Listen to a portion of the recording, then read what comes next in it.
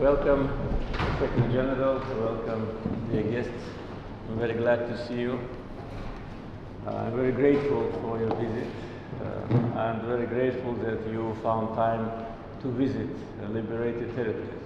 I was informed that yesterday you visited the cities which Azerbaijan liberated during the war, and you yourself witnessed the situation. It's total destruction.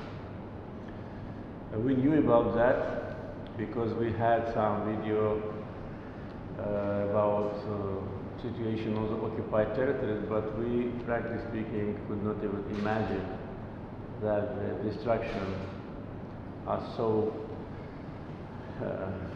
wide. And it demonstrates that the country which kept this land under occupation wanted to destroy the traces of Azerbaijani culture, destroy the heritage of Azerbaijani people. And actually, we now clearly understand that these destructions were made after the First Karabakh War. It was not during the war, because during the war these kind of destructions are not possible. It was after occupation, in order to destroy everything which belonged to the people of Azerbaijan, and not to allow any time in the future Azerbaijanis to go back. That once again demonstrates that during all these almost 30 years of negotiations, Armenia had only one objective: to make these negotiations endless and useless. And it happened, because during these almost 30 years of negotiation process, there was no result. Only talks, only visits, only statements, but no results. And that gave the aggressor opportunity to try to change the historical, cultural, and religious origin of the occupied territories. The policy of illegal settlement is a war crime, and they did not even hide this policy in the last period of occupation. They were bringing people of Armenian origin from different parts of the world, settling them in the historical Azerbaijani territories, including historical city of Shusha, changing the names of our cities and villages, changing even the origin of Christian religious monuments. They were changing the origin of ancient Christian nation of Udin's religious heritage. They were converting ancient Caucasian Albanian churches into Armenian churches. So we did a lot of things which are subject to criminal investigation. And as you probably heard, Azerbaijan already started the process of evaluation of the damage, material and cultural and moral, ecological. Comprehensive damage will be evaluated with the assistance of well-known international companies.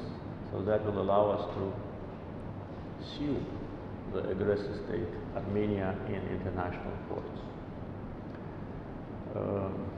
44 days of war changed the situation in the region. As I said, the war is over. We need to turn the page. We will never forget pain. We will never forget the wounds. The wounds will never be healed. We will never forget our heroes. But at the same time, we need to look to the future and to rebuild the territories, rebuild the area of total devastation. And we will do it. It's already started. Infrastructure projects, city planning, and many other important elements of reconstruction are already in the process of implementation. And this year, we've allocated substantial funds for that.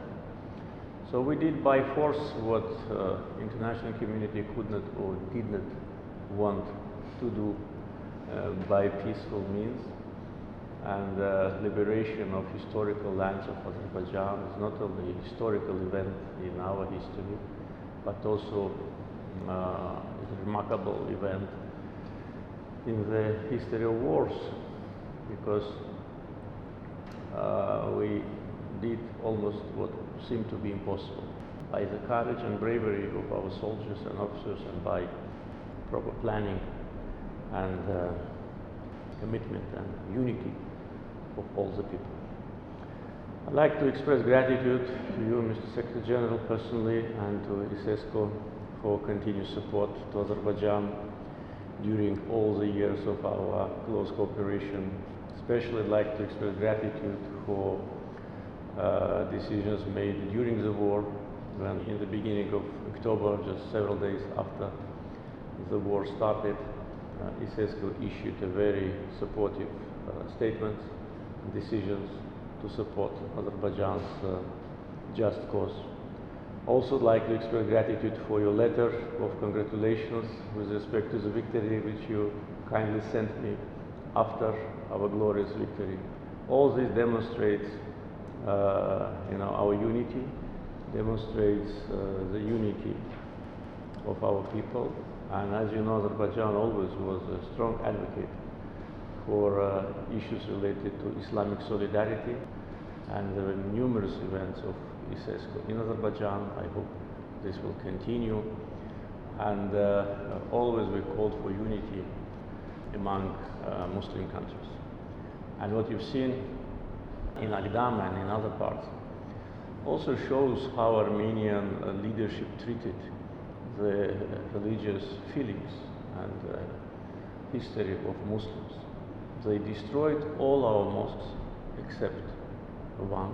The one in Agdam they did not completely destroy, only because they needed to have some landmark to plan their artillery attacks if or when Azerbaijani army moves forward. They needed to measure the distance. That was the reason. But there have been numerous pictures and videos how they keep pigs and cows in our mosque, and this is insult not only to Azerbaijanis but to all the Muslims. During my visit to the liberated territories in Zangilan, I went to a completely destroyed mosque in Zangilan. In Shusha they destroyed all the mosques completely except one, which was also half destroyed, but then in order to demonstrate that they protect Islamic cultural and religious sites, they tried to make some repair works. Unfortunately, one foreign company joined this provocative initiative and without our permission came to Shusha, violating our legislation, violating our borders, without permission of Azerbaijani government. That foreign company, under the patronage of illegal regime which existed in Nagorno-Karabakh at that time, made some repairments, and thus they became the partner to criminals, because Armenians destroyed almost 70 mosques on the occupied territories, and trying to make repairments in one of them was just an attempt to demonstrate that they're tolerant, that they respect Muslim culture, the feelings of the Muslims. If they did so, why did they destroy the others? And why they did not repair the others? And that foreign company which came to Shusha, did they see that other mosques are destroyed? All the religious and cultural heritage is destroyed. They behaved even worse than separatists who destroyed it. But we will restore everything. We will bring everything to its initial origin and rebuild the territories. And I'm sure that next time you visit us, you'll have also opportunity to visit Shusha, which was announced by me as the capital of Azerbaijani culture. And also one of the issues I wanted to discuss with you is the issue related to the regional center of ICESCO in Azerbaijan. You know that this issue was in discussion during last 3-4 years, and we want to revive these discussions.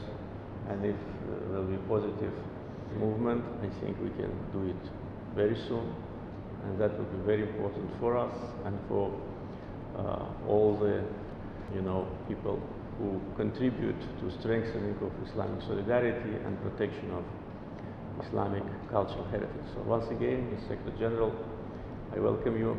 I pay special importance to your visit now, after war is over, as a sign of friendship and brotherhood. So welcome. Thank you very much, Excellency. It is a great honor for me to meet with you and my team. I've always seen you as one of the visionary leaders who has passion, who really fight for his country and pave the way for others. You're the chairman of the non-aligned organization, and I went through your speech at the latest United General Assembly Council, seeing that Azerbaijan over the past 30 years have helped more than 120 countries and have organized many international forums. That is of a great help to the world. I think this is by itself put Azerbaijan as among the top countries worldwide. Your Excellency, rest assured that Azerbaijan is a priority for us and has always been and will continue to be. We celebrated the victory because it is part of us. Your victory is part of ICESCO victory. Our member states are very important, and regardless of who they are, we will support them by all means. With me, I brought the most important people in. One, I want them to witness and see what has happened to and celebrate also the victory. Professor Rahil Omar, he is the head sector of science and innovation, and he was the president of Comstat University in Islamabad. Professor Mohammed Zain Al-Abidin, he is the head sector of culture, and he was 6 months ago, he was the Minister of Culture in Tunisia. Ambassador Khalid, who's the head of partnership, and also we're building a new civilization dialogue center. And he was an ambassador of Sudan in Kingdom of Morocco, and a special advisor to the former president of Sudan. And also Mr. Sami, he was editor of one of the most important, famous newspaper in Egypt, Al-Ahram, very widely known. So you see that we are here to, one, congratulate you and appreciate your invitation to come meet with you and also participate in this important victory. We visited the liberated area, and we've seen the tragedy, and we've seen something that we've never seen before. A city that has been totally destroyed and put almost to the ground. That is totally inhumane and cannot be accepted by any measures. It's a crime for humanity, but we know and we are sure what we saw yesterday from the mayors, from the people, the passion and the willingness to rebuild. And I was talking to His Excellency, the Minister, and I said, even if the government just support them, it is those people who will build the Karabakh. And that is something that we felt it by everyone that we met yesterday. And we're very proud to see that kind of willingness. Represent the victory. This says, Bismillah ar-Rahman ar-Rahim, Inna fatahna laka fatha mubina, liyaghfir Allah laka ma taqaddama min dhanbika wa ma ta'akhkhara wa yutimma ni'matahu alayka wa yahdika siratan mustaqima. It says, we celebrate the victory, and this is just, and the word is from Allah to our Prophet Muhammad Almighty, that this clear, consequent, and victory that you have seen. So this is just simple. Yeah. Thank you very much. This is, it says here to His Excellency Ilham Aliyev, President of Azerbaijan, celebrating victory over the Nagorno-Karabakh region. And this is our logo, and this is ICESCO. This sword, Your Excellency, is almost like more than 100 years, right? And it is being certified. Thank you very much. The symbol of our victory was an iron fist. So now we have a sword.